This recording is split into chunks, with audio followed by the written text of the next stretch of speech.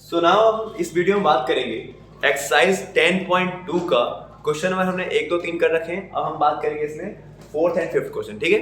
और ये दोनों क्वेश्चन बहुत इजी हैं, वीडियो बहुत छोटी सी होने वाली है, बस समझना है इन दो क्वेश्चन में आपको कॉन्सेप्ट समझना है, बाकी बहुत इजी क्वेश्चन है इस एक्सरसाइज का, ठीक है।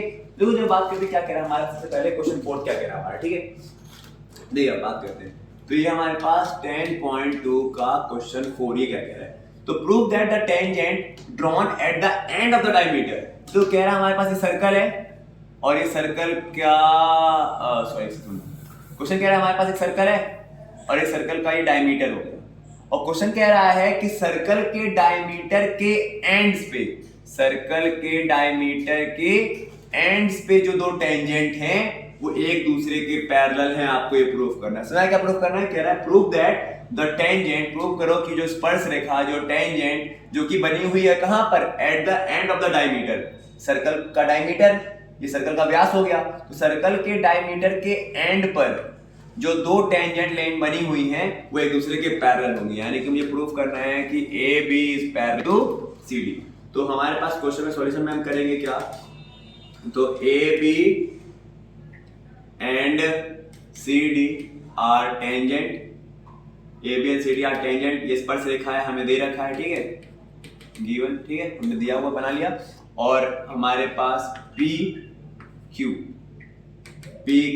इज डायमीटर, पी क्यू जो है वो क्या है, व्यास है, और वो हमारा क्या हो गया, सेंटर हो गया, ओ इज द सेंटर। हमें प्रूफ करना है कि भाई ये दोनों आपस में पैरेलल है। प्रूफ क्या करना है हमें, कि A B is parallel to C D, हमें प्रूफ करना है कि ए बी और सी डी जो है पैरेलल है।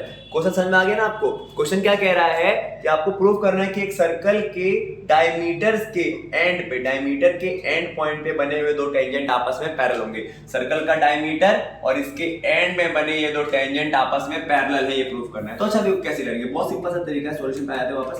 देखो हम जानते हैं सेंटर से जो भी लाइन पास होती है वो कितना कोण बनाती है, 90 का, यानी ये भी 90 होगा और ये भी 90 होगा। हम ऐसा कह सकते हैं कि angle O A O P A, angle O P A 90, क्यों, क्योंकि थ्योरम, कौन सा थ्योरम, बहुत से थ्योरम 10.1, थ्योरम 10.1 ये कहता है ना हमारे पास कि सेंटर से जो भी लाइन टेंजेंट पे ड्रॉ करेगी वो क्या होगी, परपेंडिकुलर होगी, 90 का कोण बनाएगी। ऐसे ही angle O Q D, angle O Q D भी क्या हो जाएगा हमारा, 90 हो जाएगा, सेम थ्योरम 10.1 ना। देखो ये भी 90 होगा क्योंकि सेंटर से लाइन आ रही है, पास होकर टेंजेंट पे 90 डिग्री का कोण बनाती है, ये भी सेंटर से लाइन पास होकर आ रही है, ये भी टेंजेंट के ऊपर क्या बनाएगी, 90 डिग्री का कोण बनाएगी। अच्छा अब आप एक चीज समझो ध्यान से, क्या आपको ये ऐसा कुछ लग रहा है कि जब दो पैरेलल, एक कॉन्सेप्ट समझना, जब भी कोई दो लाइन पैरेलल होते हैं और ये वाले एंगल जो एंगल जेड पे बनते हैं ऐसे, ये आपस में बराबर होते हैं ना, जब भी कोई दो लाइन पैरेलल होती है और एक लाइन उसको काटती है, तो ये जो एंगल जेड पे बनता है ना, ये आपस में क्या होते हैं, बराबर होते हैं। आप क्या कहते हो, अल्टरनेट इंटीरियर एंगल कहते हैं ना, एकांतर अंतःकोण, अल्टरनेट इंटीरियर एंगल, एकांतर अंतःकोण, ये हम कहते हैं। तो ये हमारा क्या है, अल्टरनेट इंटीरियर एंगल ही तो है। देखो ये जेड पे बन रहा है, ये भी 90, ये भी 90, ये दोनों बराबर है।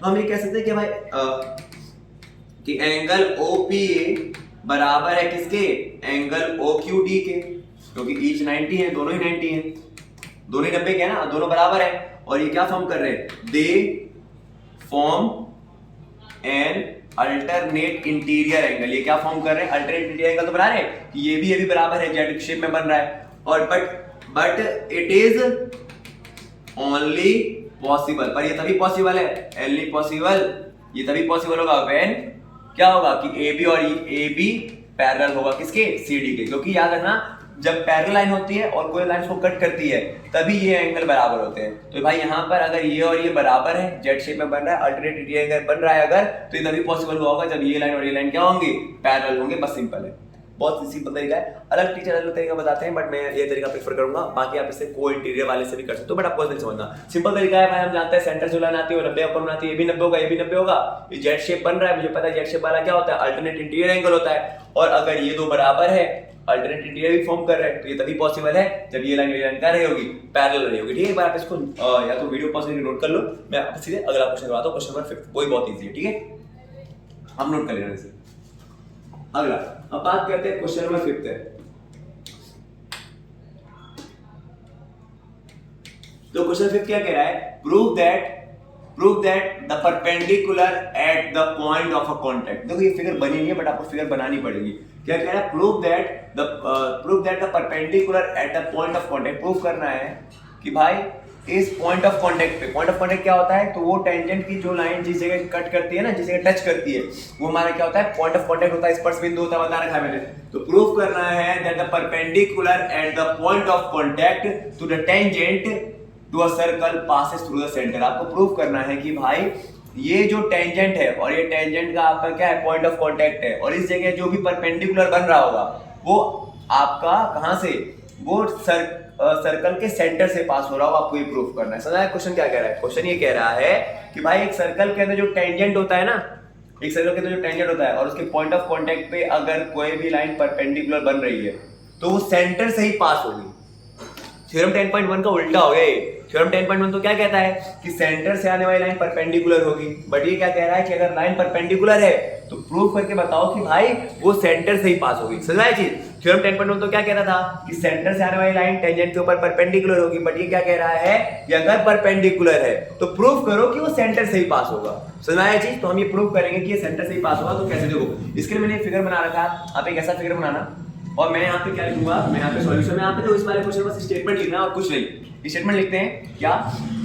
हमने लेट किया QP परपेंडिकुलर टू PR। हमने इस तरह से बनाया है कि QP जो है मेरा, हमने अभी ये नहीं माना, हमने ये नहीं बोला कि वो हमारा सेंटर है, बस मैंने बोल दिया QP जो है वो क्या है? PR के परपेंडिकुलर है। इसका मतलब क्या होगा कि एंगल QPR कितने का कोण बनाएगा? 90 का। सुना? क्वेश्चन क्या कह रहा था? क्वेश्चन ये कह रहा है कि जो टेंजेंट है अगर वो परपेंडिकुलर है पॉइंट ऑफ कांटेक्ट पे, तो जो लाइन परपेंडिकुलर हो रही है वो सेंटर से ही पास होगी, बस ये दिखाना है मुझे। तो इसके लिए मैंने क्या किया है? तो भाई मैंने एक ऐसा फिगर बनाया और लेट कर दिया है मैंने क्या कि भाई QP जो है वो परपेंडिकुलर है किसके ऊपर? PR के ऊपर। ठीक है, और जब भी परपेंडिकुलर होता है तो 90 डिग्री का कोण बनाता है, यानी कि QPR 90 डिग्री के बराबर हो जाएगा। नाउ बात करें इसी प्रकार से, और हम ये भी देख रहे हैं कि भाई OP भी क्या है? परपेंडिकुलर है किसके ऊपर? PR के ऊपर। OP भी क्या है? परपेंडिकुलर है PR के ऊपर, क्योंकि थ्योरम 10.1 तो हमें पता है कि सेंटर से आने वाली लाइन क्या होती है? परपेंडिकुलर होती है। तो OP भी किसके ऊपर परपेंडिकुलर है? PR के ऊपर, बाय थ्योरम 10.1। यानी कि OP, इसका मतलब क्या हो जाएगा कि एंगल OPR भी क्या हो जाएगा? 90 डिग्री का हो जाएगा। तो एक बार आप लिखोगे QPR 90 और एक बार लिखोगे आप OPR 90। ये थ्योरम ये क्वेश्चन फर्स्ट, ये क्वेश्चन सेकंड हो गया। इन दोनों क्वेश्चन से आप ये कह सकते हो क्या कि एंगल QPR बराबर है किसके? OPR की, क्योंकि दोनों ही 90 के हैं। और अगर ये दोनों एंगल बराबर है, यानी ये भी बराबर है, ये भी बराबर है, तो ये तो तभी पॉसिबल है ना जब क्या होगा हमारे पास, जब ये बट यहाँ पे हम स्टेटमेंट लिख देंगे कि but it is only possible when O is lies on the QP and O will be center। पर हमें लिखेंगे कि तभी पॉसिबल है ना जब O जो होगा वो QP पर लाई करेगा, क्योंकि अगर ये एंगल भी 90 है, ये भी एंगल 90 है, तो तभी पॉसिबल है ना। क्योंकि अब ऐसा तो है नहीं कि भाई ये एंगल 90 का है और ये एंगल भी 90 हो जाएगा, ऐसा पॉसिबल तो है नहीं। ये तभी पॉसिबल होगा जब ये क्या होगा? ये बिल्कुल इसी के ऊपर आएगा। तो भाई हम ये कहेंगे तो तभी पॉसिबल है जब क्या होगा हमारा QPR और OPR अगर दोनों 90 का है तो तभी पॉसिबल है जब क्या होगा? O भी QP के ऊपर लाई करेगा और वो हमारा क्या होगा? सेंटर होगा। बस इसके अंदर इतना लिख के छोड़ देना, मैं प्रूव हो जाएगा। ठीक है, और कुछ नहीं करना। तो देखो ये दोनों क्वेश्चन बहुत इजी थे। उम्मीद करता हूँ आपको ये क्वेश्चन समझ में आ गया होंगे। अगर कोई डाउट रहेगा हो तो आप कमेंट सेक्शन में कमेंट कर सकते हो। अदरवाइज अगर वीडियो अच्छी लगी तो वीडियो को लाइक कर दें, चैनल को सब्सक्राइब कर दें। ठीक है, और जितना हो सके आप शेयर कर सकते हैं। ओके, ठीक है, मिलते हैं आपसे फिर किसी एक नेक्स्ट वीडियो में। ठीक है, अगले क्वेश्चन के साथ। तब तक के लिए बाय।